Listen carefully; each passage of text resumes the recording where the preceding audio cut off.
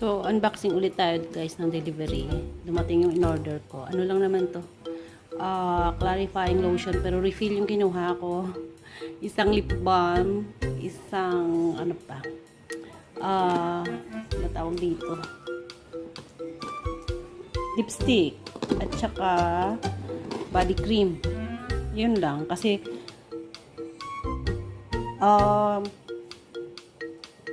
mayroon akong lipstick na in-order na MAC. Ang hirap niya.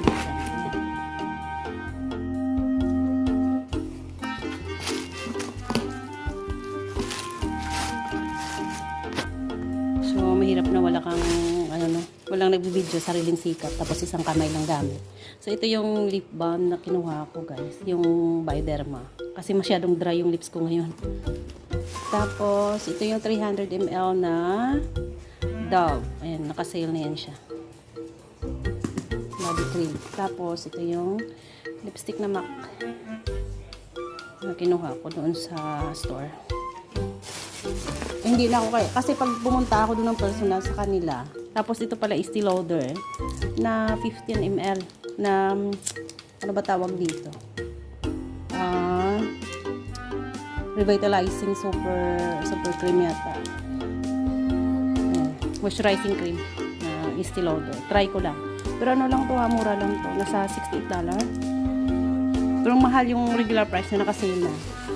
Kaysa naman pumunta ako dun sa store na mamasahe ako ng mga nasa $50+. So order na lang ako. $40 yung delivery charge. Hatid pa doon dito sa pintuan ng bahay. So ito yung in-order ko. Naka-sale na rin to. Dalawa. Ito, yung Clarins na lotion, ano ba yan? Tonic. Ang hirap niyang, purifying toner lotion. Ayan. Ayan, ayan. Nasa, to, 400 ml. Ayan lang, guys. So, ito, guys, yung MAC na in-order ko. Business Casual. 544. Yung number niya. Tapos, ito lahat. Ayan. Ito lang. Try ko nga itong dito talaga ako sa side. Buti yung alaga ako pinanood ko muna ng TV kasi.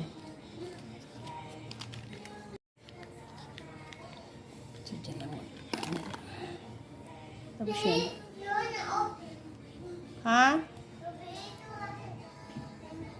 You want to open the box? I open it already. So, ito yung kulay niya guys. Medyo parang hindi siya ganun ka.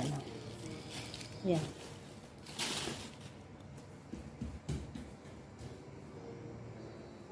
So, yun lang.